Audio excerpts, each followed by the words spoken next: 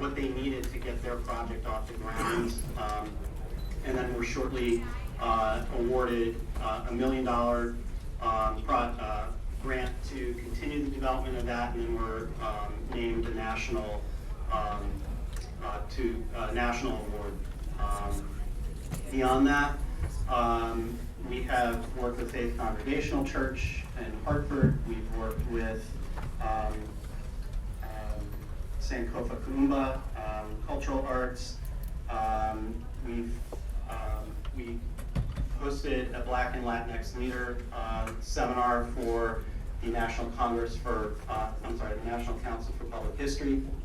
So we're beginning to connect, and we're in the process of inventorying all of Connecticut's nonprofit history and heritage organizations, and we want to make sure that we're connecting with everybody and find those pathways so that we can be more equitable in the way we award our funding. Beyond that, I want to make sure that we're also connecting through our educational initiatives, ConnecticHistory.org and teachatct.org, which have quite a bit of content for all of our communities. There's content for all of our 169 towns and cities, but we're missing a lot. And we want to make sure that we're celebrating, again, Connecticut's rich and diverse history and heritage. And we want to find the community leaders to build those the storylines and narratives. Thank you. Any questions, comments from the committee? Thank you. Thank you so much, Jason. Next up, we have Fernando Rosa.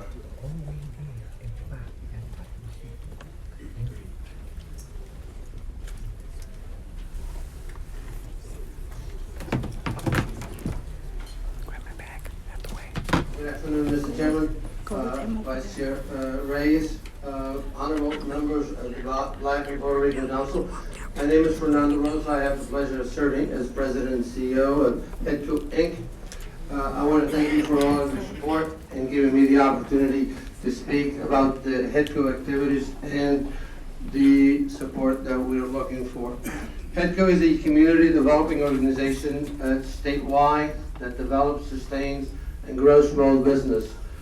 We work specifically with minority-owned and women-owned business. We are a major partner with the state through the Minority Business Revolving Loan Fund. We have deep roots in the state going back to 1975, statewide to 2011. And among all the programs that we have, and we manage a number of different programs with all of us, and probably have assisted some of your constituency on different cities and different districts. Our major program is the Minority and Women Revolving Loan Program. State funded, $25 million, $5 million a year for the next 5 years to create a fund to be able to fund women and minority-owned business. So far we have done 79 loans. We have granted a total of $5 million. In addition, we have been a partner with the state under the Minority Business Enterprise Assistance Program and also under the Minority Business Financial Assistance Program.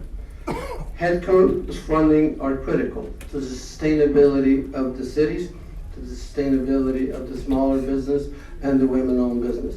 Many of them, they have come a long way, but they still are not able to be funded by the traditional financial sources. So it's imperative and it's important that the alternative funds are available to making sure that we continue to develop those businesses and to provide them with the ability not only to start up but also grow. HEDCO has been really busy creating resources for those businesses. We also operate a micro lending that we were able to receive from the Small Business Administration. We provide credit lines to the nonprofits in the capital region, and our lending activities are supplemented by our resource center. I appreciate your time. The resource center provides training specifically for contractors. They're looking to be trained in OSHA and back office. So the opportunity to come here and ask for your support, it is even a greater opportunity to me to come here and thank you for your support. This group has been a phenomenal supporter of HITCO, tremendous supporter of the smaller business, and we continue to provide those services to women-owned and minority-owned business. Thank you very much. Thank you so much, Fernando.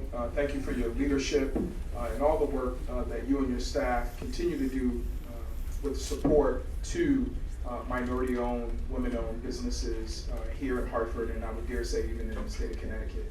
So thank you for your work. Any questions, comments? Representative Reyes. Thank you, Mr. Chair. Thank you, Mr. Rosa, for your testimony this evening.